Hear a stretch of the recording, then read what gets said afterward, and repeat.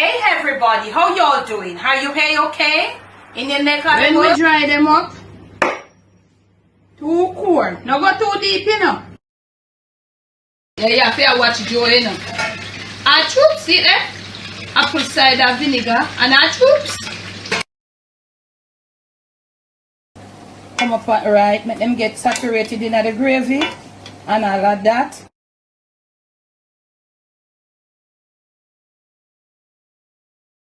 Welcome once more, cooking family, to another video on the Jamaican cooking journey. Now this is going to be a cooking tutorial, but we are going to be, I personally am going to be starting it off different. As I was prepping for this video, something came right into my spirit to say a special thank you. And I don't want to use categorize, I just want to break it up in different parts. I want to say thank you all so much. We are almost at 300,000 subscribers. Yes, I just want to say thanks. And of that 300,000, I want to say a special thank you to those of you that have watched my videos over the past 5 years that I have been posting. I want to say thank you for, you know, YouTube is the world. Wherever you are in so many places. I won't even bother to start because you know this is a cooking tutorial. When you look at these videos, the nature in which I do them, mind you, sometimes I may not have the perfect lighting, but I'm getting there. And you see these videos, they appeal to you. These are for my PayPal people. This is for my PayPal people. That you reach out, you see my PayPal link, you go to your PayPal account and you send me a little donation because you see the need, or you have seen the need that to reach out, because you know these ingredients, these stuff, they are costly. Things are costly everywhere now, but you know, for the price of Jamaica, it turn up. You look and you see and you say, wow, this lady is doing a good job, and living in Jamaica, you know, producing these quality videos. Thank you all so much, my PayPal people. There's not a lot, but sometimes it is much when Christ is in it. Thank you so much. To my Patreon people that have started recently, my Patreon platform, that have been making my platform what it is, I want to say thank you for that love. Thank you for that support. Thanks to my Cash App people that have reached out on times upon time.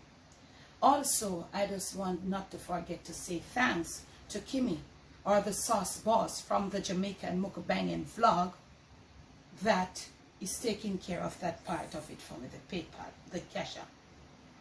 In Jamaica, we don't have, what's that thing there, camera girl? That other one there, not Cash App, the other one that they use on the lives. Super chat. Super chat. I don't have it. It is not eligible in my country. And people might want to say, oh, Jamaicans have it. There is no space. There is nowhere on my channel that says I'm eligible. In fact, it has been removed now. It used to be there, but it was never eligible in my country. Okay, so I just want to say thank you. Thank you to those that have found my number, picked up the phone, reach out to me, try to make a donation in other ways, whether in cash or kind. I just want to say thank you. Thank you to those that, as my videos drop, you're on it, making decent comments, giving me a thumbs up, and watching my ads. Thank you, thank you. You all have commemorated together, and you have become one big family, growing onto 300,000 subscribers on this channel. I just want to say thank you so very, very much. Let's get into the video. So now, we will be making today some boneless beef soup. Now, I'll be starting off this video as I'll be making, let me get my heat up a bit, as if I'm going to be making a stew. but I'll not be making a stew. I'm gonna let my pot hot and I'll return. So my beef is here that I have boneless, and I've cut it in cubes as if you are cooking stew beef. Yeah, so I have seasoned with Worcestershire, little garlic powder, and a little Worcestershire. Did not leave Worcestershire, garlic powder, and cumin. I did not use any salt. No, let's get on to our eat. You want to use like a pot that I'm gonna flour it with some flour. I'm gonna coat it up. Yeah, we are coat it up. So we are treat it as if we are make a kind of stew beef dish, you know. Yeah, I'm gonna coat it up with a little. No seasoning is added to this flour. Use your flour of choice. I know everybody knows so they must stay away from this and they must stay away from that and all of them. Something my oil is eating. Yeah. And you want not to do this in anything that the bottom is thin. You don't want to do it in nothing where the bottom thin. Okay? Coating up properly. Yeah. So this is like 1.25 pounds. And you can check out that in grams and something. So we are gonna dump this in there. You know, so when you coat it up with the flour, you won't have that big sizzle. So you're gonna spread it out in there, and you're gonna leave it to get a little all browned up. And I eat, and remember, a pot that has thick bottom or a skillet, whatever, but you are gonna make a little soup. Right here I have some fresh tomato puree that I did make. Fresh is always best, but if you have the canned one, no problem. Some green scallions. This is fine. Green scallions, 1 whole chopped white onion, green peppers, bell peppers, and a little red bell peppers. Okay, I have here my garlic, and I'm gonna be chopping. It is smashed, so I'm gonna be chopping it now because I'll be putting it at a certain interval. Not now because it will burn. In this soup, I'll only be putting potatoes and carrots. I have my coconut milk here, and that's basically what I'm going to be doing. That's how we're going to roll. It's not a lot of soup. So if you want to make this as a family pot of soup, you would have to get more beef, and you know the rest, more of everything. Chopping my garlic fine, and I am going to pay this some attention. So you want it all brown, not ready to turn it. So you're going, you know, brown it and make it get a little. So may I say? Yeah, so when we are at that point where it's properly coated up and brown, I'm going to turn it over, flip it over a few times. We'll come back. And we are hot, and you do this openly. You don't cover your pot. Now, all the bell peppers, that whole onion that I chopped, I'm going to put it in there. I'm going to mix it around, and it's going to get all those niceness. And at this point or before, you should have some hot water going on in there. You see, we're starting it out as like a stew beef. You know, this would more look like a stew beef where I cook. So, you know, the hot water will come in right here. So, and it to the side, and not a lot. Not a lot. The hot water is gonna, you know what it's gonna do. So at this point, you want to turn your flame down a bit. And we are going to leave that there to do its thing. The seasonings, I'm going to cook right through with this beef. Remember to cut them in small cubes. Try to select, you can put a little there. Try to select something that is not too red. Okay? Don't select anything. The redder the meat, the harder it is to cook. You know? You're not going to get like succulent, nice, juicy meat. Yeah, so you want to do that. Turn it down low and leave that to just gel together. Okay, next clip. It look like you're making stew beef, so I'm adding my garlic. Safe now to add my garlic because it cannot burn. Stirring it in, and I've vamped my heat up a little. Don't mind what you see in there. As we cook, it will just lift up. I have here 1 cup of freshly squeezed coconut milk, and I've just added it right there. Okay, here about a teaspoon of, you don't want much more than that because it's a small pot of soup of those noodle mix that they use for soup. So as you go along, you just want to scrape around as you go along, okay?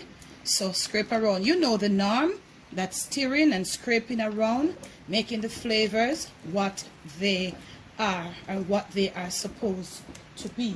So at this time, we're gonna turn our flame down and let the coconut milk, because with these small pieces of meat and the meat is tender, we won't be cooking for long. So you find that we are building a body there for the soup, and as you go, you make sure you scrape around. We won't be putting any dumplings, just potatoes.